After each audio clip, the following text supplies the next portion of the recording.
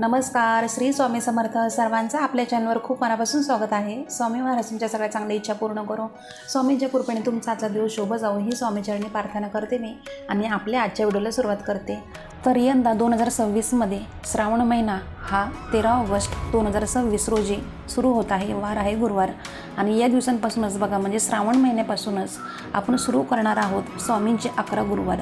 तर हे 11 गुरुवार व्रत आपण नेमकं कसं करावं आणि श्रावणामध्ये 5 गुरुवार असतील तर त्याची सुरुवात कशी करावी आणि हे व्रत केल्यानंतर भक्तांना आलेले अनुभव कसे असतात हे सगळं आपण आजच्या व्हिडिओमध्ये सविस्तर जाणून घेणार आहोत. त्यामुळे हा व्हिडिओ शेवटपर्यंत नक्की पहा आणि तुम्ही चॅनलवरती नवीन असाल सबस्क्राईब नक्की करा यूट्यूब चॅनलला आणि व्हिडिओ आवडल्यास व्हिडिओला लाईक करा, शेअर करा आणि कमेंट करा. तर आता आपण जाणून घेऊया बघा आपण कसे करायचे आहेत स्वामींचे 11 गुरुवार. तर स्वामी समर्थ महाराज हे अक्कलकोट निवासी दत्तावतारी सद्गुरू आहेत. त्यांच्या भक्तीचा महिमा अगाध आहे. जो कोणी मनापासून त्यांची सेवा करतो त्याला महाराज कधीच अंतर देत नाहीत. अनेक भक्तांनी अनुभवलेला आहे की स्वामींचं फक्त नाव घेतलं तरी मन शांत होतं आणि जेव्हा आपण स्वामी समर्थांचे 11 गुरुवार व्रत आपण ज्यावेळेस श्रद्धेने करतो त्यावेळेस त्याचे परिणाम आपल्या आयुष्यामध्ये स्पष्टपणे दिसू लागतात. तर बघा आता गुरुवार हा दिवस दत्त संप्रदायांपैकीच म्हणजे पवित्र मानला जातो, कारण की गुरुवार हा गुरुतत्वाशी आणि दत्तात्रेयांशी निगडीत आहे. स्वामी समर्थ हे दत्तात्रेयांचे अवतार मानले जातात, त्यामुळे गुरुवारी त्यांची विशेष सेवा केली जाते. 11 गुरुवारचं व्रत हे संकल्पपूर्वक केलं जाणारं एक व्रत आहे. तर ज्यात सलगपणे बघा 11 गुरुवार महाराजांची मनोभावी सेवा केली जाते. 11 हा आकडा पूर्णतत्वाचा आणि श्रद्धेच्या दृढतेचं प्रतीक मानलं जातं, म्हणून हे व्रत विशेष फलदायी समजलं जातं. आता प्रश्न असा येतो की श्रावण महिन्यांपासूनच हे व्रत कसं सुरू करावं. तर पहा, श्रावण महिना हा अतिशय पवित्र महिना मानला जातो, शुभ महिना आहे आणि हाच एक असा महिना असतो ना की या महिन्यामध्ये केलेल्या कोणत्याही सेवेचे फळ अनेक पटीने मिळतं असं मानलं जातं. ज्यामुळे जे भक्त श्रावणापासूनच स्वामींचे व्रत सुरू करू इच्छितात म्हणजे त्यांच्यासाठीच हा काळ अतिशय शुभ मानला जातो. आता श्रावण महिन्यामध्ये गुरुवार किती येतात तर हे दरवर्षी पंचांगानुसार बदललं जातं. कधी श्रावणामध्ये 4 गुरुवार येतात तर कधी 5 गुरुवार येतात. यंदा 2026मध्ये यावर्षी श्रावणामध्ये 5 गुरुवार असतील तर त्या भक्तांसाठी एक सोपी आणि शास्त्रसंमत पद्धत आहे. जर श्रावणामध्ये 5 गुरुवार येत असतील तर भक्तांनी हे 5 गुरुवार हे 11 गुरुवार व्रताचा पहिला टप्पा म्हणून करावेत. म्हणजे श्रावणामधले हे 5ही गुरुवार व्रताची सुरुवात म्हणून धरले जातात आणि उरलेले 6 गुरुवार हे श्रावण संपल्यानंतर पुढील महिन्यांमध्ये सलगपणे पूर्ण करायचे असतात. याचा अर्थ असा नाही की व्रत मध्येच खंडित होतं, तर श्रावणामधला पवित्र काळ हा व्रताची भक्कम पायाभरणी करतो आणि पुढे चालू ठेवलेले गुरुवार हे त्या पायावर श्रद्धेचा कळस चढवतात. अनेक जुने भक्त आणि स्वामी सेवेतील अनुभवी लोक हीच पद्धत सांगतात, कारण श्रावणाची सुरुवात ही व्रताला अधिक बळकटी देत असते. आपण पाहूया की हे व्रत नेमकं कसं करायचं असतं आणि याची संपूर्ण पूजाविधी काय आहे. तर सगळ्यात आधी ज्या गुरुवारपासूनच व्रताला सुरुवात करायची आहे त्या दिवशी सकाळी लवकर उठून स्नान करावं. शक्य असल्यास पहाटेच्या वेळी उठून मनशांतीने स्नान करावं, उरकावं. त्यानंतर देवघरामध्ये स्वामी समर्थांच्या प्रतिमेसमोर किंवा पादुकांसमोर दिवा उदबत्ती लावायची आणि मनोभावे हात जोडून संकल्प करायचा. संकल्प म्हणजे मनातल्या मनात किंवा शब्दात महाराजांना सांगायचं की मी आजपासून 11 गुरुवारचं व्रत सुरू करत आहे. माझी अमुक एक इच्छा पूर्ण व्हावी किंवा माझ्या आयुष्यामधल्या काही अडचणी दूर व्हाव्यात यासाठी मी ही सेवा करत आहे. कृपा करून माझ्या पाठीशी उभे राहा. संकल्पानंतर स्वामींची पूजा करावी. शक्य असल्यास पिवळी किंवा भगवी वस्त्रे परिधान करावीत, कारण हा रंग गुरुतत्वाशी संबंधित मानला जातो. नंतर आपल्याला महाराजांच्या प्रतिमेला अष्टगंध वगैरे फुलं अक्षता सगळं काही अर्पण करायचं आहे. तुळशीपत्र किंवा दुर्वा अर्पण करावेत. समय किंवा निरंजनाने आरती करावी. शक्य असल्यास घरातील सर्व सदस्यांनी एकत्र येऊन आरतीत सहभागी व्हावं. यामुळे घरात सकारात्मकता ऊर्जाही निर्माण होते. असे अनेक भक्त सांगतात की पूजेनंतर स्वामींची पोथी किंवा गुरुचरित्राचा एखादा अध्याय वाचावा. ज्यांना पूर्ण पोथी वाचणं शक्य नसेल त्यांनी किमान श्री स्वामी समर्थ हा नामजप ठराविक संख्येने करावा. अनेक भक्त 108 वेळा त्याहून अधिक वेळा हा जप करतात. जप करताना मन एकाग्र ठेवणं अतिशय महत्त्वाचं आहे, कारण नुसते शब्द उच्चारण्यापेक्षा मनापासून केलेला जप अधिक प्रभावी ठरत असतो. अनेकांचा अनुभव आहे. नैवेद्याबाबतच बोलायचं झालं तर या दिवशी शक्य असल्यास घरी गोड पदार्थांचा नैवेद्य दाखवावा. अनेक भक्त पुरणपोळी, खीर किंवा साधा गुळाचा नैवेद्य दाखवतात.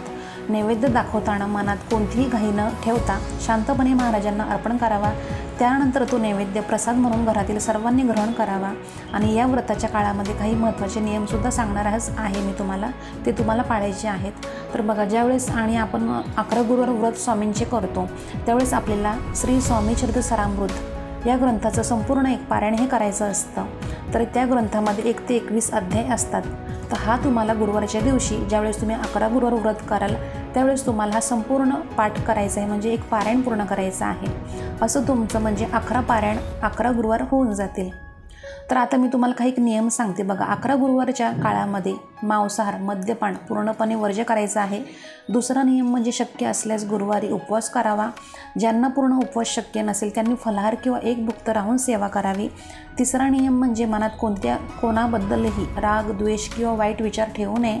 चौथा नियम म्हणजे शक्य असल्यास त्या दिवशी एखाद्या गरजू व्यक्तीला अन्नदान करावं किंवा यथाशक्ती दानधर्म करावा। आणि सगळ्यात महत्त्वाचा नियम म्हणजे व्रत सुरू केल्यानंतर मध्येच सोडू नये, सलगपणे 11 गुरुवार पूर्ण करावेत। जर एखाद्या गुरुवारी काही म्हणजे कारणास्तव पूजा करता आली नाही तरीसुद्धा मनातून महाराजांचं स्मरण सोडू नये आणि पुढील गुरुवारी सेवा सुरू ठेवावी। 11व्या म्हणजे शेवटच्या गुरुवारी व्रताची सांगता करावी। या दिवशी शक्य असल्यास घरी लहान भजन किंवा नामजप कार्यक्रम ठेवावा। ब्राह्मण भोजन किंवा गरीब व्यक्तींना भोजन द्यावं आणि महाराजांचे मनापासून आभार मानावेत। या दिवशी स्वामींकडे कृतज्ञता व्यक्त करणे हे अतिशय महत्त्वाचं असतं, कारण की व्रत हे केवळ इच्छापूर्तीसाठी नसून महाराजांप्रती असलेली श्रद्धा आणि प्रेम व्यक्त करण्याचं एक माध्यम आहे। आता आपण वळूया या सेवेच्या अनुभवाकडे। तर बघा, अनेक भक्तांनी हे व्रत केल्यानंतर आपल्या आयुष्यामध्ये झालेले सकारात्मक बदल सांगितले आहेत। एका भक्तांनी सांगितलं की त्यांच्या घरामध्ये गेली अनेक वर्ष आर्थिक अडचणी होत्या, नोकरीमध्ये सतत अडथळे येत होते। त्यांनी श्रद्धेने 11 गुरुवाराचं व्रत सुरू केलं आणि व्रत पूर्ण होण्याआधीच त्याला चांगल्या नोकरीची संधी मिळाली। आणि त्यांनी असं सुद्धा सांगितलं की महाराजांनी त्यांची प्रार्थना ऐकली आणि त्यांच्या आयुष्यामधला अंधार दूर केला। दुसऱ्या एका भक्त महिलेने सांगितलं की तिच्या घरामध्ये सतत भांडणं आणि अशांतता होती। तिने मनोभावे स्वामींचं हे व्रत केलं आणि हळूहळू घरातलं वातावरण शांत होत गेलं।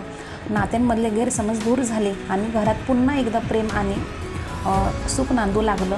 तिने सांगितलं की स्वामींची सेवा केल्यानंतर तिला मनशांती मिळाली। तर ही जी आपली मनशांती असते तर आधी तिला कधीच अशी अनुभवली नव्हती तिने मनशांती।